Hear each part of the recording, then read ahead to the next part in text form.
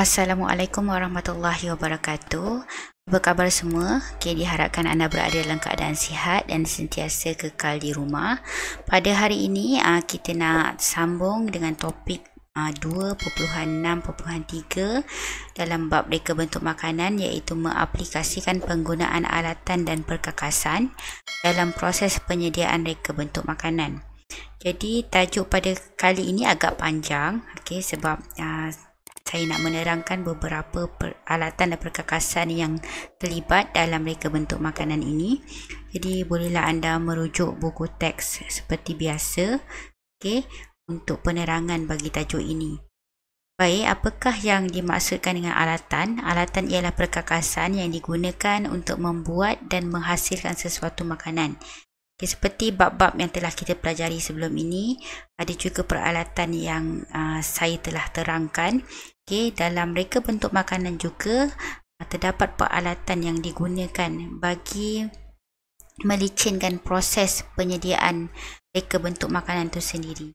Jadi, penyediaan reka bentuk makanan ini melibatkan penggunaan alatan dan perkakasan dalam setiap langkah dan kaedah pembuatannya.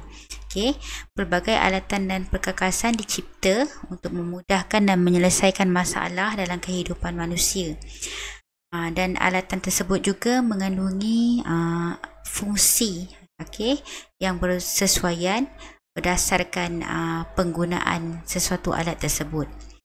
Apa yang perlu anda titik beratkan dalam peralatan reka bentuk makanan ini adalah 4 jenis alatan ini, iaitu alatan memotong, alatan membentuk, alatan menghias dan juga alatan menghidang. So kita akan go through setiap satu apakah alatan ini. Yang pertama, boleh lihat di muka surat 150 ialah alatan memotong. So kita tahu memotong mesti menggunakan peralatan yang tajam. Jadi alatan memotong di sini adalah pelbagai jenis pisau, yang anda boleh lihat di buku teks anda itu. Pisau yang pertama adalah pisau tukang masak atau kita panggil sebagai chef knife. Pisau ini berfungsi untuk memotong pelbagai jenis makanan, pelbagai jenis bahan mentah dan paling banyak digunakan kerana mempunyai fungsi yang pelbagai. Semua jenis bahan masakan atau makanan kita dapat potong menggunakan pisau ini, dan pisau ini matanya diperbuat daripada keluli tahan karat. Kebanyakan pisau pun macam tu juga. Bentuk pisau ini rata dan melengkung di bahagian hujung mata. Itu pisau tukang masak. Pisau bergerigi atau kita panggil serrated knife, digunakan untuk memudahkan memotong bahan makanan yang lembut namun mempunyai permukaan kulit yang keras. Bentuk pisau ini panjang, mendatar dan mempunyai mata yang bergerigi. Kebiasaannya pisau bergerigi ini digunakan untuk memotong roti, contohnya.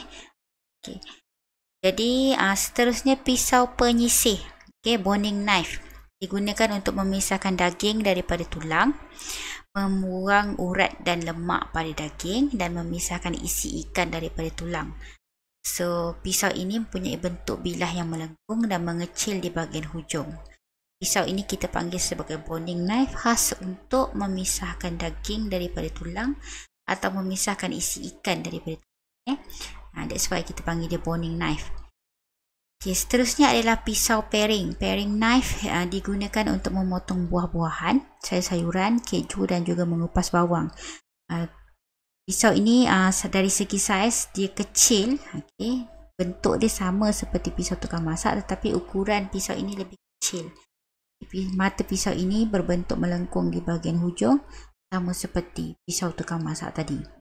Dan yang terakhir adalah pisau bulan sabit, minching knife. Kita boleh google pisau ini ataupun cari di YouTube penggunaannya. Jadi dia digunakan untuk memotong halus herba dan sayur-sayuran. That's why nama dia mincing. Dan pisau ini diperbuat daripada keluli tahan karat, dan pisau ini berbentuk melengkung seperti bulan sabit serta mempunyai 2 pemegang. So, chef ataupun tukang masak akan memegang kedua-dua bahagian pisau ini. So, dia akan start mincing ataupun dia akan start racik halus lah sayuran ataupun herba. Dan Alatan yang terakhir, okey, yang selalu ni pun ada di rumah awak, iaitu pisau pengupas yang digunakan untuk membuang kulit sayur-sayuran dan buah-buahan. Pisau ini mudah digunakan kerana kecil dan ringan dan bentuk matanya seperti pisau pencukur. So, bila kita gunakan pisau ini, senang untuk membuang kulit pada buah-buahan, okey, banding kita menggunakan pisau biasa. Pisau pengupas lebih efisien penggunaannya untuk membuang kulit buah-buahan, okay, dan memudahkan kerja serta menjimatkan masa. Baiklah, kita pergi kepada alatan seterusnya. Alatan memotong tadi sudah, jadi kita pergi kepada alatan membentuk dan mengukir. Untuk alatan membentuk dan mengukir ini, okay, terdiri daripada pisau ukir, yang mana anda selalu lihat ada banyak ukiran buah-buahan, okay, yang digunakan dalam menghias, okay, hiasan makanan. Jadi digunakan untuk mengukir buah-buahan dan sayur-sayuran. Pisau ini ringan dan bersaiz kecil, bentuknya kecil, pendek dan melengkung serta mempunyai bentuk yang pelbagai. The turning knife digunakan untuk membentuk, merapi dan membuang kulit buah-buahan dan sayur-sayuran. Pisau ini bersaiz kecil dan juga ringan dan bentuk bilah pisau ini melengkung. Dan Parisian scope, okay, Parisian scope ni digunakan untuk mendapatkan bentuk bulat pada makanan, buah-buahan dan sayur-sayuran, dan ringan dan terdapat dalam pelbagai saiz. Okay, Parisian scope ni seperti scope untuk mencedok aiskrim lah juga. Okay, penerap ataupun cutter biasanya digunakan oleh mak anda sewaktu nak buat kuih raya. Digunakan untuk membentuk dough, sayur-sayuran yang berubi, nak buat bentuk, dan juga ringan dan diperbuat daripada keluar lembut dan karat serta mempunyai saiz. Okay, kita dah habis untuk alatan membentuk. Pergi kepada alatan yang ketiga, iaitu alatan menghias. Alatan menghias ni kebanyakannya digunakan dalam proses reka bentuk membuat makanan seperti kek. Okay, dia merupakan komponen penting untuk memberikan rupa bentuk yang menarik pada setiap reka bentuk makanan itu. Biasanya makanan yang berbentuk manisan seperti kek, pastry, okay, banyak menggunakan alatan hias ini. Okay, seperti pisau pelepah, redai kek, okay, meja pemutar kek, okay, tube icing yang mempunyai pelbagai bentuk pada matanya tu, nak bentuk bunga, daun dan sebagainya, serta bag icing atau kita panggil sebagai piping bag. Ini adalah alatan menghias.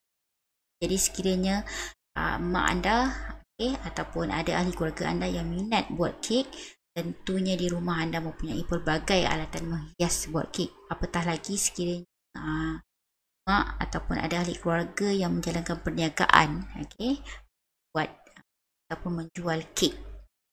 Okey, kita pergi kepada alatan yang terakhir, iaitu alatan menghidang. Alatan menghidang ni kita gunakan untuk meletak atau menghidang susunan makanan di dalam pinggan, okey, ataupun bekas yang bersesuaian lah, untuk dijamu kepada, untuk kita makan ataupun jamu kepada tetamu. Jadi bekas menghidang bagi reka bentuk susunan makanan dalam pinggan memerlukan peralatan yang bersesuaian dengan jenis reka bentuk makanan yang direka. Sebagai contoh, anda boleh lihat di buku teks anda tu, okey, manisan ataupun yang diletakkan di dalam cawan. Okey, ada selain tu ada makanan nasi yang ada di dalam buluh. Okey, ada tray makanan seperti makanan sizzling, okey, ada pinggan dan sebagainya, okay, pinggan hidang. Okey, ini adalah alatan menghidang. Okay, pergi kepada perkakasan pula. Okay, tadi kita dah lihat 4 jenis alatan, iaitu alatan memotong, alatan membentuk, alatan menghias serta alatan menghidang. Jadi kita pergi kepada perkakasan pula. Perkakasan ialah peralatan yang digunakan untuk memudahkan sesuatu kerja yang dilakukan. Okey, dan perkakasan ni menggunakan teknologi dalam industri reka bentuk makanan yang meringankan kerja-kerja mereka bentuk selain dapat menyimatkan masa dan tenaga. Jadi di rumah anda contohnya ada pelbagai perkakasan dapur yang digunakan oleh mak anda, okey, untuk menyiapkan juadah makan keluarga setiap hari, dan ini tentunya menjimatkan masa, okey, suri rumah, okey, untuk menyiapkan juadah makanan untuk keluarga masing-masing. Okey, antara perkakasan yang ada di rumah, okey, kebanyakan rata-rata rumah ada perkakasan ini adalah pengisar pelbagai guna yang digunakan untuk mengisar pelbagai jenis makanan dan menjimatkan masa dan tenaga untuk melakukan pengisaran, okey, nak blend cili dan sebagainya. Okey, yang kedua adalah periuk nasi elektrik. Okey, periuk nasi elektrik antara gadget ataupun antara peralatan dapur yang di mana-mana rumah ada. Okey, gunakan untuk memasak nasi dan menjimatkan masa dan tenaga.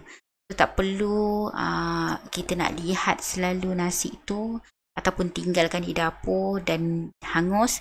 Jadi guna saja periuk nasi elektrik.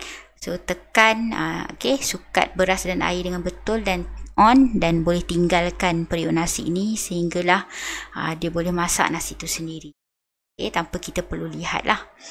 Okey, seterusnya mesin pengisar jus buah-buahan. Okey, mungkin tak semua rumah ada, tapi kebanyakannya ada yang bagus, okey, ada di rumah untuk membuat jus buah-buahan dan sayur-sayuran, dan tentunya menjimatkan masa dan tenaga untuk menghasilkan jus, sebab bukan senang nak hasilkan jus daripada buah-buahan. Biasanya buah kita dapat sikit saja air yang ada daripada jus buah tersebut. Jadi menggunakan mesin pengisar jus tentunya lebih efisien lah dalam menghasilkan jus buah-buahan. Okey, ketuhar elektrik digunakan untuk membakar makanan, lebih menjimatkan masa dan tenaga.